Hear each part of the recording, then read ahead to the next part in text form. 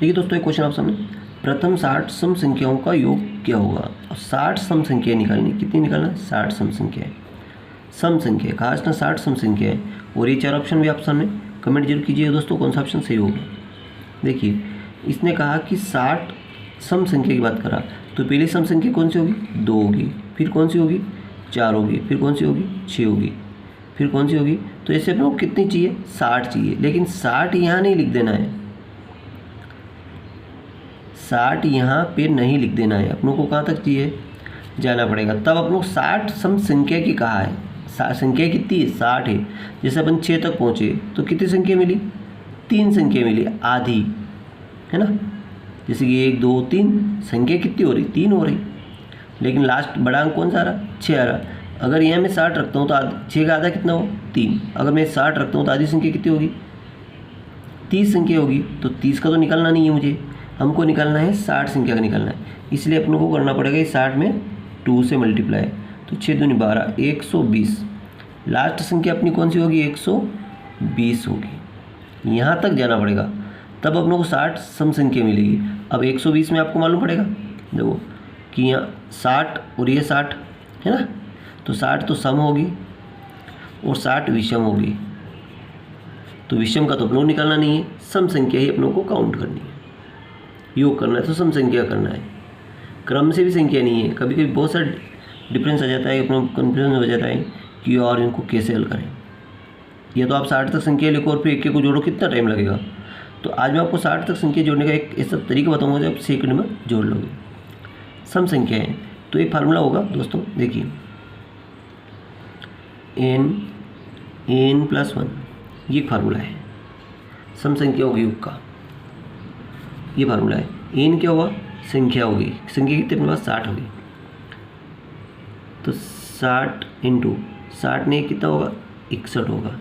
इनका मल्टीप्लाई करें तो 0 तो पहले आ जाएगा, 6 कम 6 6 6 36, 3660।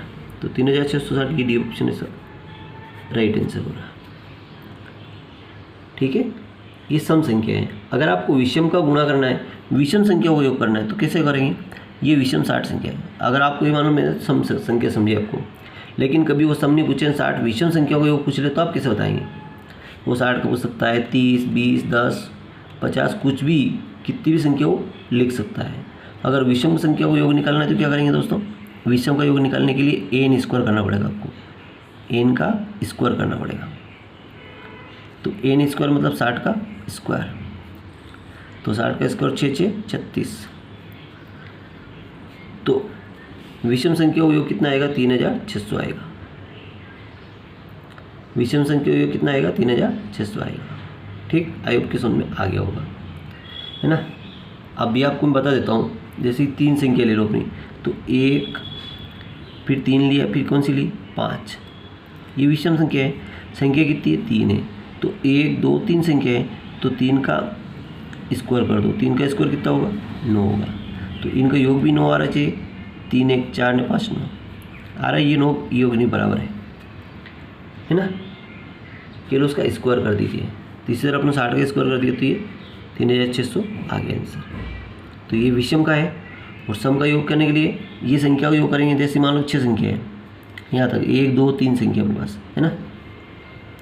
तो देखो इनका योग क्या होगा, 4 ने 2 6 6 6 12 है ना। तो यहाँ मैंने आपको n का मान कितना बताया, ये n+1, n का मान कितना बताया, 3 बताया। यहाँ पे 3 संख्या है, 3 × 3 + 1, 3 1 कितना हो 4, 3 4 कितना होगा 12। तो ये 12 और ये 12 बराबर है, इसलिए ये बराबर है।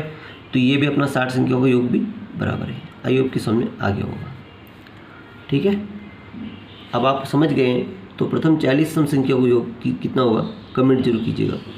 प्रथम 40 सम संख्याओं का योग कितना होगा, कमेंट जरूर कीजिएगा। दोस्तों एक बार कमेंट तो कीजिए, आप कितना आंसर आएगा, मालूम पड़ता है आप कितना सीखे हैं। Thank you. वीडियो अच्छा लगा लाइक करें, चैनल को सब्सक्राइब जरूर कीजिएगा।